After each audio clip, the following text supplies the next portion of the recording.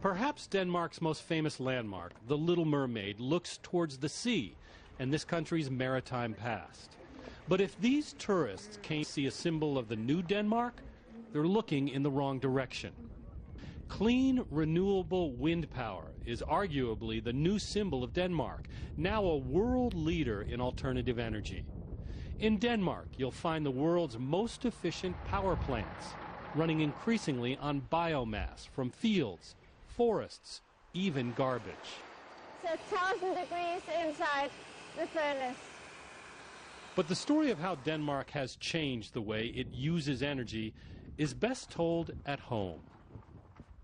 Most mornings, Lisbeth Ebbinghaus leaves her husband and 2 children and commutes to work on her bicycle, a 4-mile trip. And now we're halfway. Woo! You got that one? Lisbeth is not alone. More Danes bicycle to work per capita than anyone in the world. It's a 25-minute ride every morning, eh? Not bad. No, it's not. It's nice weather, huh? Recent polls show Danes are not only largely willing to conserve energy and promote renewable energy, they're willing to pay for it. Lisbeth's husband, John, is American. When I came here, I was encouraged by my new wife, oh, don't take too long a shower because we pay for that. Okay? And every time you left the room, you turn the light off. The family saves water while waiting for their showers. They catch rain off their roof to help water the garden. They bought a super efficient clothes washer too and dry their clothes outside even in the wintertime. It's a practice by itself that saves up to 1/4 of their energy bill. Lisbeth works for the power company. There's nothing like getting into a bed that's just been washed, the sheets have been washed outside and you come in and it's fresh, it's really fresh. They heat with natural gas, but they use their wood stove to keep costs down. And they are now insulating to the highest standards. Yeah, I look forward to seeing this entire area blanketed with this stuff. The proof is in their bills. Despite living in a cold country with high government energy taxes, this family of 4 spends only $160 a month on gas to heat their home, hot water, and for cooking. In fact, the average Danish family consumes less than 1/2 the energy of the average American family. Why do they do it? We were so dependent on oil from the Middle East, and then when the first oil crisis came in the beginning of the 70s, then we was very hit. Steen Gade, a senior member of the Danish parliament, says, following the OPEC oil embargo of 1973, the government began heavily taxing petroleum in an effort to decrease its dependence on foreign oil. They purposely made gasoline expensive by taxing it. It's now about $6 a gallon.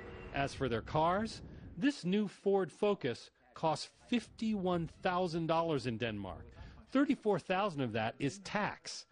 Yet most Danes, like this retired baker buying a car, understand the benefits of that. Yes, I think so.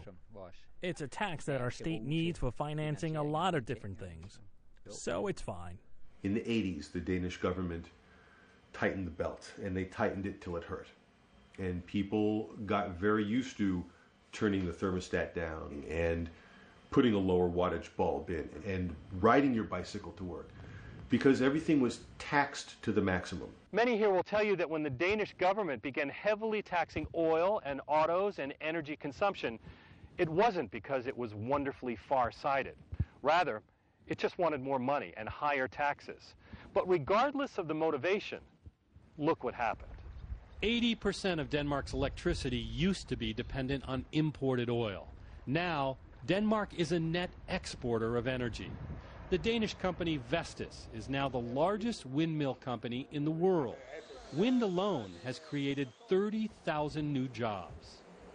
Now today we are running 20% on wind power in Denmark, and the ambitions of the government is to at least double this as we go forward for the next 10 years. And if there's a Danish miracle, it's this.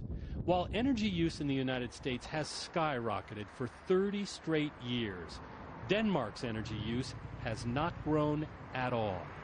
In 20 years, its economy has grown 78%, while cutting its carbon emissions in half. Many people have said that is impossible, that cannot be done. but we have done it. Taxing energy, subsidizing alternative technologies has not only reduced Denmark's dependency on oil, it's created thousands of new jobs and left John Ebbinghaus feeling a bit more Danish every year. I feel privileged to know how I can make less of an energy footprint than your average person, and I'm the one that gets to reap the benefits of that. For World Focus, John Larson in Copenhagen.